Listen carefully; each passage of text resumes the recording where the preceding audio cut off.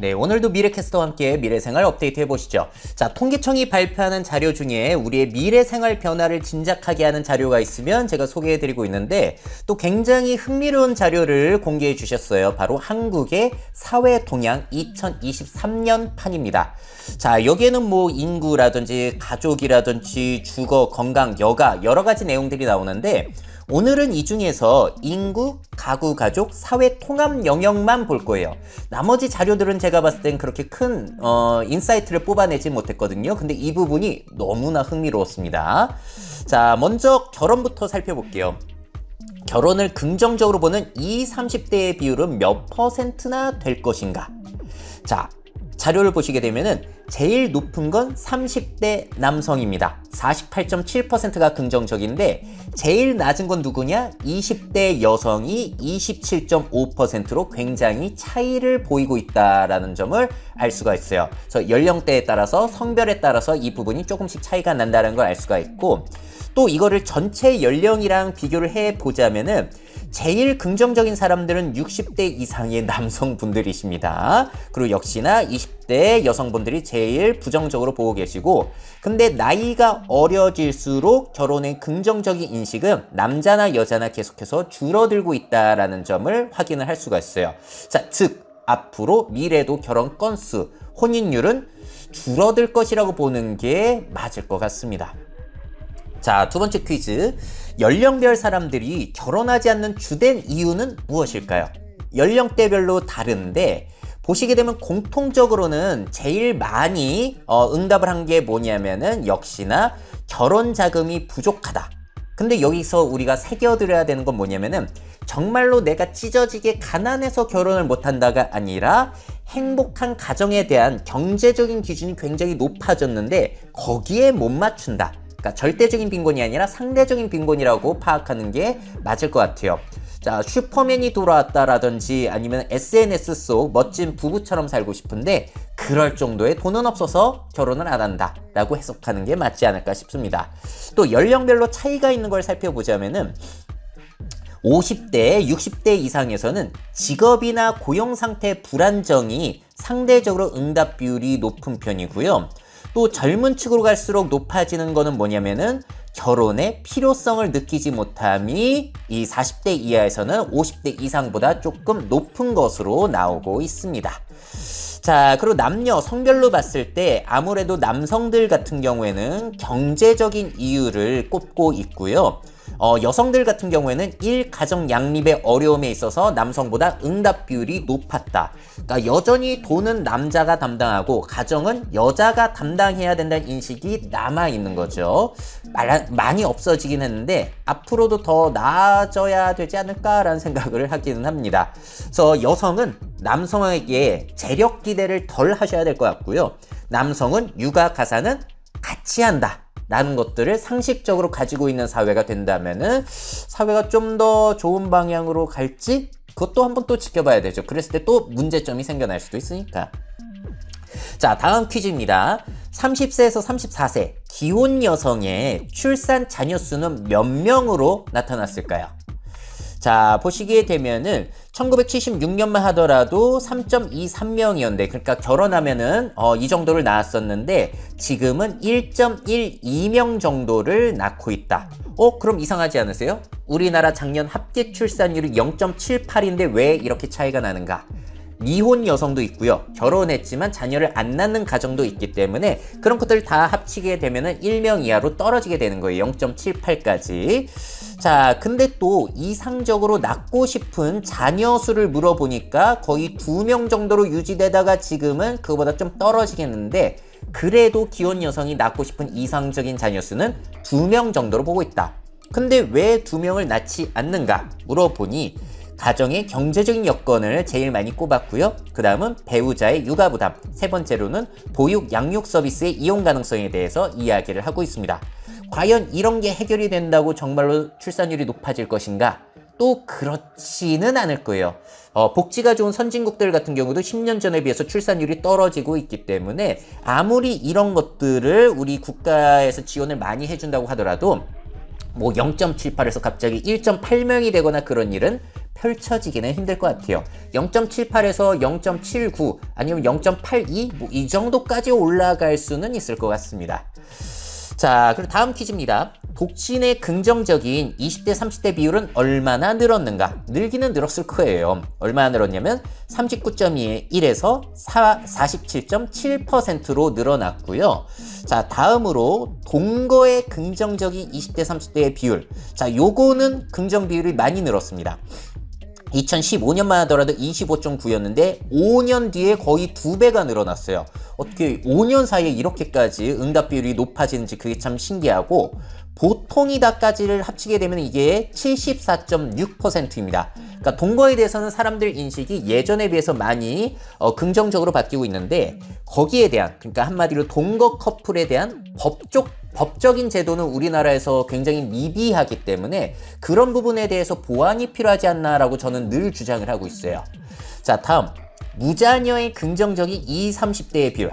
자녀 없으면 어때? 그냥 우리들끼리 잘 살면 되지. 뭐 그런 사람들의 비율도 굉장히 늘어났습니다. 27.7에서 44.1까지 5년 만에 이 정도가 높아졌기 때문에, 자, 그래서 앞으로도 합계 출산율이 높아지는 건 기대하기 힘들 것 같습니다. 자, 다만 내년에는 잠깐 합계 출산율이 살짝 높아질 수 있을 것으로 보고 있는데요. 그 이유는 올해에 혼인 건수가 늘어났다고 합니다. 왜냐하면 코로나 때문에 미뤄놨던 혼인을 하고 자녀 계획을 세우기 때문에 내년에 잠깐 늘어날 가능성이 있지만 장기적으로 봤을 때는 늘어날 것이라고 보기는 너무 어려운 것 같아요. 자, 다음. 비혼 출산의 긍정적인 20, 30대의 비율. 결혼 안 하고 아이를 낳는 것에 대해서 긍정적으로 보는 사람이 한국에 많을까요? 적습니다. 자, 11.1%가 긍정이었다가 그래도 늘어났어요. 20.6%로 늘어나긴 했는데, 그래도 이거는 늘 다른 조사에 비해서는 긍정도가 낮게 나오고 있습니다. 그러니까 우리나라는 동거하는 것까지는 괜찮은데 애가 생기면 반드시 결혼을 해야 한다라는 인식을 가지고 있어요. 그게 당연한 거 아닙니까? 그렇지도 않아요. 제가 많이 보여드렸는데 일부 유럽 국가들에서는 비혼 출산이 혼인 출산을 능가하기도 해요. 50%를 넘는 나라들도 꽤 보이잖아요. 이 중에 뭐 아이슬란드 보시게 되면 거의 70%를 꼽고 있고, 우리나라가 비혼 출산에 대해서 가장 부정적이죠. 그래프 보시게 되면 한국이 꼴찌, 그 다음이 일본일 정도로 우리나라는 비혼 출산에 대해서 그 어떤 나라보다도 부정적인 인식을 가지고 있다라고 보시면 될 것 같습니다. 그래서 출산율을 높이고 싶다면은 제가 볼 때는 결합 방식의 다양화, 아니면은 비혼 출산에 대해서도 사회적으로 여러 가지 지원을 해주고 인식이 바뀌는 거, 그렇다면은 출산율이 조금은 더 높아질 수 있을 것 같아요. 그렇다고 확 높아질 것이라고 저도 기대하지는 않습니다. 자, 다음은 제가 굉장히 흥미롭게 본 건데요. 성적 소수자에 대한 포용도가 예전에 비해서 높아졌을까요? 별로 안 높아졌을까요? 자, 그래프를 보시게 되면 수용 못함의 비율이 뭐 10년 전이나 지금이나 그렇게까지 큰 차이가 있지는 않습니다. 수용 못함의 응답 비율이 절반 이상으로 계속해서 유지가 되고 있는 상황이에요. 자, 근데 이게 참 재미난 점이 외국인 이민자 노동 수용 비율을 보시게 되면은 수용 못함 거의 없죠. 북한 탈주 이주민도 이 성적 소수자에 비해서는 훨씬 낫다라는 거. 그래서 성적 소수자들 분들을 굉장히 싫어하는 사회인 것 같습니다. 자, 세대별로 봤을 때도 그렇게 큰 차이가 있지는 않은 것 같아요. 참고로 여기서는 수치가 높을수록 거부감이 적다는 것인데, 20대가 그나마 성적 소수자에 대해서 긍정 비율이 다른 세대들에 비해서 높기는 합니다만 그래도 이게 큰 차이가 있지는 않더라. 자, 가장 충격적인 자료는 이거였어요. 각 집단에 대한 감정 거리인데 점수가 높을수록 친근하게 느낀다는 거거든요. 청년층에 대해서 제일 높고 그 다음에 고령층 뭐 이런 식으로 되어 있는데, 제일 감정 거리가 심한 사람이 누구일까요? 심한 집단이. 이거는 뭐 빼박이죠. 전과자. 이거 누가 좋아합니까? 제일 감정적인 거리가 심할 텐데 그 다음으로 꼽은 게 성적 소수자예요.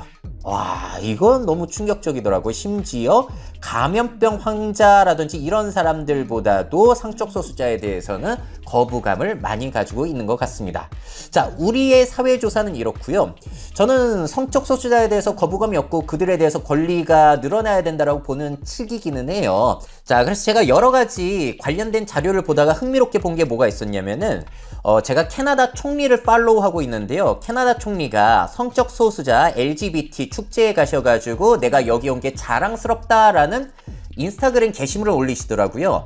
야, 그래서 제가 생각한 건, 야, 캐나다는 다르네. 여기, 야, 총리가 저렇게 성적 소수자를 공개적으로 지지할 정도의 나라구나라고 생각을 했는데, 제가 틀렸습니다. 댓글을 보니까 난리가 난 거예요. 총리면 그냥 국가 일이나 열심히 해라. 우리 아이들을 호모들의 나라로 만들어줘서 고맙다. 이런 비아냥 글들이 넘쳐나고 자기네들끼리 싸우고 있는 거예요.